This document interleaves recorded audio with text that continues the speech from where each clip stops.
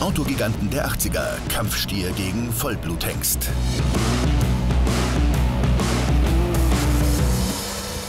Ferruccio gegen Enzo.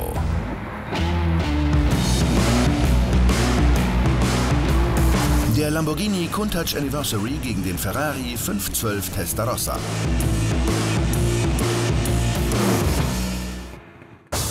Die Besitzer René Jäger und Werner Wandl haben sich ganz bewusst für ihre Marke entschieden. Riesenheckflügel, auffällige Formensprache, Kanten statt Rundungen und die unverwechselbaren Flügeltüren.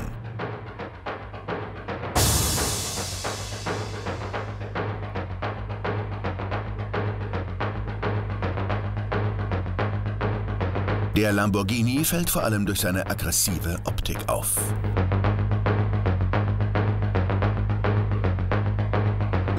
Und aggressiv ist er auch auf der Straße.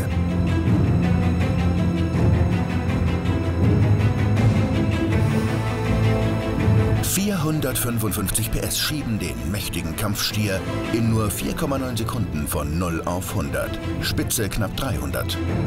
Die Optik ruft aber schon immer Kontroversen hervor.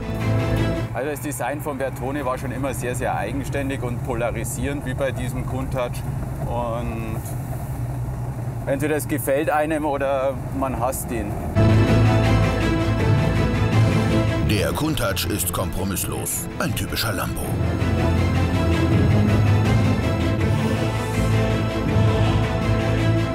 Aber wie steht der Lamborghini-Besitzer zum Testarossa? Der Testarossa ist auch ein absolut schönes Auto, aber der ist halt mehr massenkompatibel. Der Countach polarisiert mehr, also entweder er gefällt einem oder er gefällt einem überhaupt nicht. Und was sagt der Ferrari-Enthusiast zum Countach?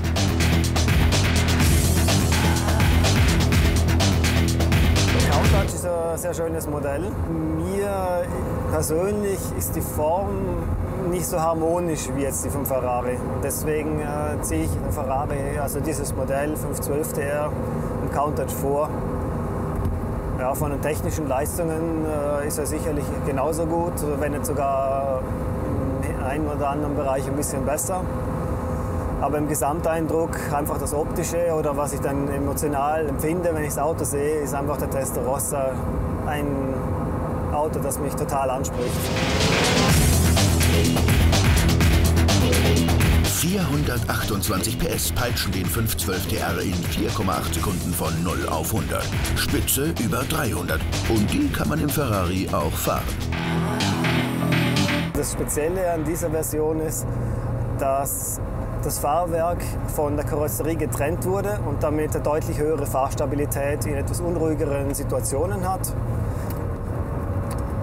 Genau, und das ist vor allem auch in Kurven, wo es dann ein bisschen unruhig wird, was einfach wesentlich stabiler ist und damit einfach flotter zu fahren ist. Ein 512 TR kostet heute in gutem Zustand etwa 60.000 €. Auch nicht zu unterschätzen, die Wartungskosten.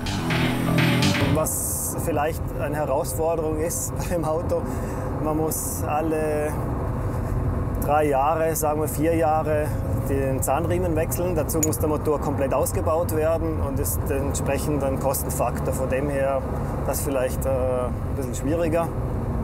Ansonsten ist es eigentlich relativ wartungsfrei. Und das ist eigentlich auch der Vorteil von genau dem Modell von Ferrari, weil da gibt es ja so verschiedene spezielle Modelle, die viel wartungsintensiver sind. Für den von Bertone designten Countach ist rund das Doppelte anzulegen.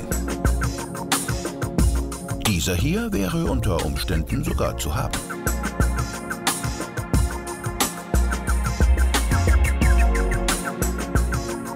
Der 512 TR stammt aus der Designschmiede von Pininfarina. Besonders auffällig sind die trapezförmig verlaufenden Lufteinlässe der Kühler und das typische Ferrari-Rot.